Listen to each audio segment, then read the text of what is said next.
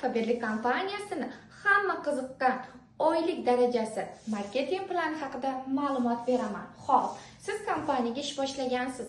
Ana endi sizni qiladigan ishingiz nimadan iborat? Ya'ni sizni mana bunaqa summalarga, mana bunaqa darajalarga nima olib chiqishini yaxshilab eshitib oling.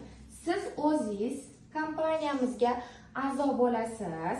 Deylik, bitta katalogda siz 50 ballik mahsulot olasiz. 50 ballimiz o'rtacha 800 ming 1 milliongacha borishi mumkin oladigan mahsulotingizga qarab. Va nima uchun 50 ballni qo'ydim? Chunki har bitta yangi qo'shilgan hamkorimiz mahsulotimizni 20% chegirmada oladi. Agar siz o'sha katalogda 50 ball qilsangiz, keyin katalogda 26% skidkada olasiz. Ya'ni siz uchun har bitta mahsulotimizga yana 6% dan skidka qo'shiladi. Конечно, 20% dan ko'ra 26% sizga foyda bo'ladi.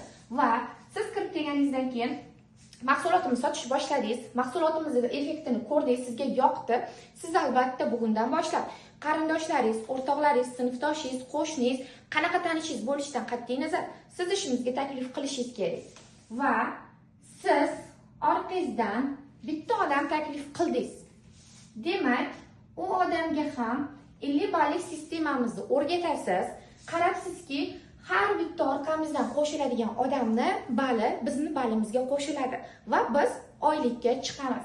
Demak, bu konsultantingiz 50 ball qildi. Marketing planimizda 3% 100 ballimiz 3% bo'ladi. Demak, siz mana bu marketing planini bajardingiz.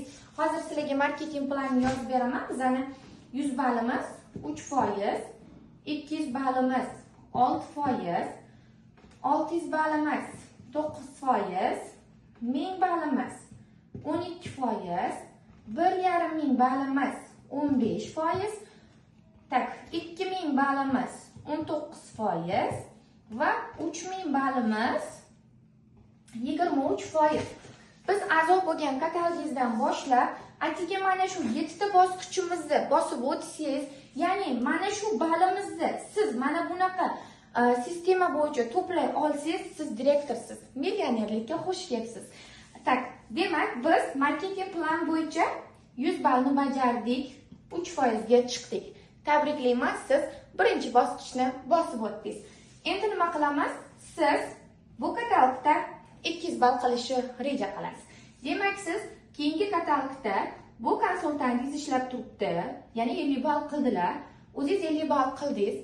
Ana endi yana ikkita konsultant topib 50 balldan zakaz urdirasiz. 4 ta konsultant topib 25 balldan urdirishingiz ham mumkin. Va siz qarabsizki, bu planni bajardingiz. Jami 200 ball yig'dingizda 6%imizga chiqdingiz. Tabriklayman, siz 6%dasiz. Endi sizni orqangizda komandangizda, ya'ni 2, 3, 4. Xo'p, 3 ta o'zingiz bilan 4 ta, 3 ta konsultantingiz bor. Siz demak ustozsiz. Mas'uliyatni mana shundan olishni boshlashingiz kerak. Endi siz ustozlikni his qilib, ularga yordam berishni boshlaysiz. Keyingi katalogimiz keldi. Demak, konsultantlaringiz joyida turibdi. Ular yana shaxsiy ballarni qilishadi. Kimdir 100 ball qilishi mumkin, kimdir 200 ball qilishi mumkin. Bu sotuvimizga qarab. O'rtacha 50 ball belgilaymiz. Ana endi sizni qiladigan vazifangiz sal ko'payadi, что siz ustozsiz. Bu konsultant bilan, bu konsultantga aloqaga chiqasiz. Agar aloqaga chiqmay, bitta o'zingiz yana odam topib, mana bu 600 ballga harakatdasiz, buni qilish uchun bitta o'zingiz qiynalib qolasiz. Bizga imkoniyat berilgan, jamoaviy ishlash imkoniyati berilgan. Demak, siz nima qilasiz? Bu qizlaringizga aloqaga chiqib, kompaniyamiz marketing planini o'rgatasiz. Ya'ni odam taklif qilsanglar, kompaniyamizda shunaqa oyliklar borligi haqida ma'lumot berasiz. Odam taklif qilish usullarini o'rgatasiz. Yaqinlarini taklif qilishlar, onlayn, offlayn rekrutlarimiz haqida ma'lumot berasiz. Qarabsizki, sizning ma'lumotingizga qiziqqan holda, balki bu katalogda bu konsultantingiz 3 ta odam topib kelishi mumkin. Bu konsultantingiz 2 ta odam topishi mumkin.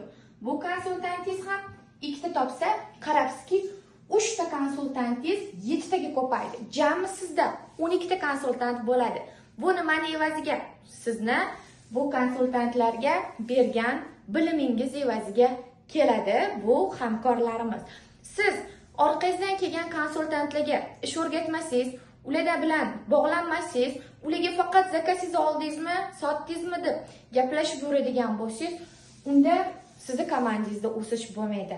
Har bitta 3%misiz, 6%misiz, siz ustoz hisoblanasiz. Ya'ni siz o'z hamkorlaringizni, o'z konsultantlaringiz ustozisiz va siz ularga dars berishingiz kerak. Mana sizni bergan bilimingiz orqasida konsultantlaringiz ko'paydi. Siz o'zingiz ham yana konsultant topishda davom etasiz. Va qarabsizki, 9% planni bajardingiz. Endi siz nima qilasiz? Bizda yana ham mas'uliyat ortib bormoqda. Ana endi biz men ustozman deb qarab turmaymiz.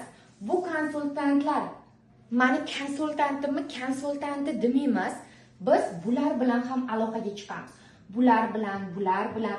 Men siz ustozingizman, komandamga xush kelibsiz. Men sizga kompaniyada daromadlarga chiqishingizga yordam beraman deb siz bular bilan ham bog'lanasiz. Albatta, bular bilan bog'langaningizdan keyin bular ham sizga bergan ma'lumotingizga qiziqishadi va o'z hamkorlarini taklif qilishni boshlashadi. Qarabsizki, kundan kunga sizni komandangiz, odamlaringiz ko'paymoqda. Siz shunaqa qilib bu bosqichlarni bosib o'tasiz. Komandamizni mana shu ketishda yaxshi o'stirib, yaxshi ustoz, yaxshi liderlik qilgan qizlarimiz albatta tezlikda direktorlikka chiqishadi.